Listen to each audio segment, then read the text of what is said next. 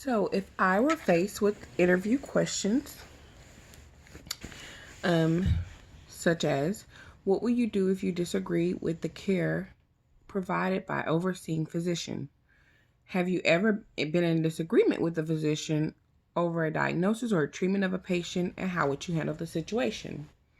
So, if I were ever to be in a situation where I disagreed with the care that the physician was providing, I would definitely go and speak to the physician one on one.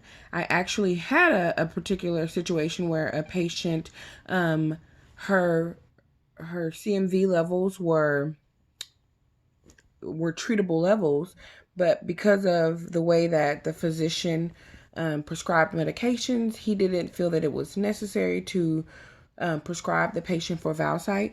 I did speak with the pharmacist about it, made sure that I got an agreement that what I was thinking was correct. The pharmacist provided me with the documentation and the background that I needed to go ahead and speak to the physician so that I had a sound case. I spoke with the physician. He actually agreed, like, oh, that just kind of slipped by me. I didn't really notice it, and it was quickly resolved. So I think that being able to go to the physician that you are in a disagreement with, and speaking to them professionally in a professional manner, just explaining why you think that, why you don't agree with the care, or why you think it's something should be different. I think it's very important to just talk to them face to face. So that's my situation on a particular case where I disagree with the physician's treatment for a patient. How will you respond when the patient tells you that they can't afford treatments and that you are suggesting that they need? So I have a history, 2 to 3 years of transplant coordination. And what that entails is that you provide total care for the patient. So after the patient is transplanted, you provide them with education, dietary needs, prescription medications, follow-up care, everything. So I have personally been in situations where patients have been prescribed medications that they can't afford. Immunosuppression medications can run anywhere from $3,000 to $5,000 a month. And while Medicare and insurance companies cover it, it does come at a very steep deductible. So when patients approach me with situations such as this, I would definitely use the resources that I've been taught to help them look for copay cards, discount ways to find any type of funding that's available for them. I would also always choose or give them the option or look for a cheaper alternative, where if I am looking for something that is diagnostic, looking to see if there's a lab test that could provide me with similar information as opposed to doing a procedure, and just different things such as that, because there are so many resources available in healthcare. There are so many grants. There are so many different organizations that offer assistance and help patients pay for things, even rent. So I would definitely look into the resources that I know, or link them with a social worker or caseworker or somebody who has the resources available. Or I would try an alternative route that would get me to the same conclusion. Another question is, what would you do if a patient is yelling at you in your office because of any of the following? Will you not order, if you will not order a test that you want to have done?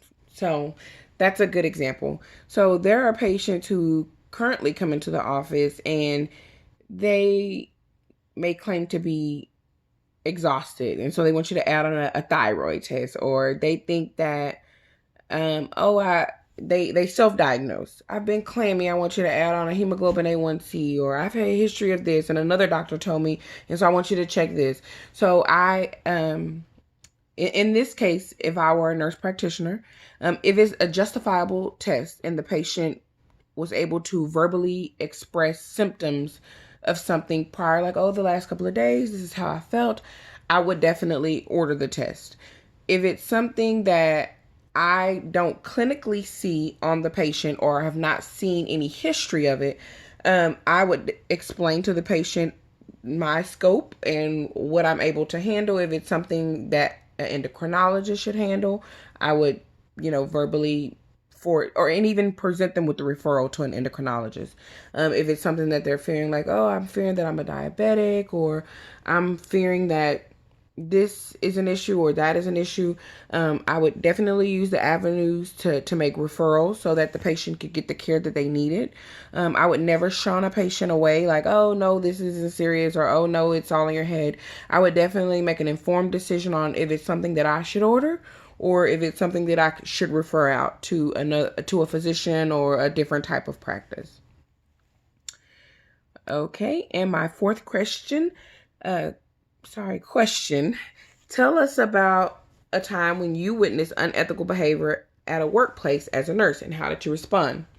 So, not recently, but maybe about a year ago, I actually worked with a nurse who, because we were transplant coordinators, we have access to the physician's NPI and DEA number, and we're able to call in prescriptions. We take calls, so we can actually do these things from home. And so it is a position that is a very trusted position. Not only does the hospital trust you, but the physicians that you work alongside, the surgeon, the patients, they're really trusting you to keep their information safe and private and not to do any unethical things. We actually had a nurse who would call in prescriptions for himself and his family, for his wife, refill on diabetic insulin, things like that were, and use our physician's NPI number. Whenever the pharmacy called and questioned about a patient that was not our patient, but gave me the name of the nurse that called in the medication, it was an immediate red flag.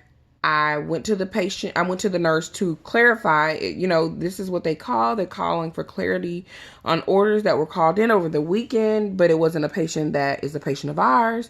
And he said, no problem, I'll take care of it.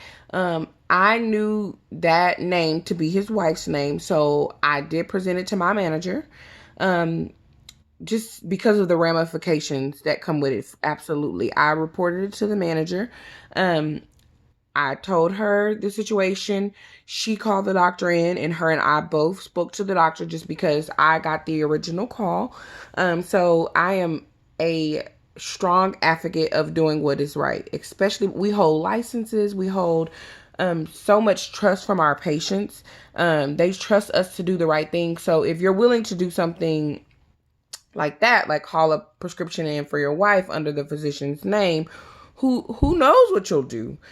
So I am just a stickler for ethics and doing the right thing, especially when no one's watching, and not sweeping things under the rug, and just being honest and wholeheartedly just passionate about what you're doing, and just providing care to our patients. Thanks.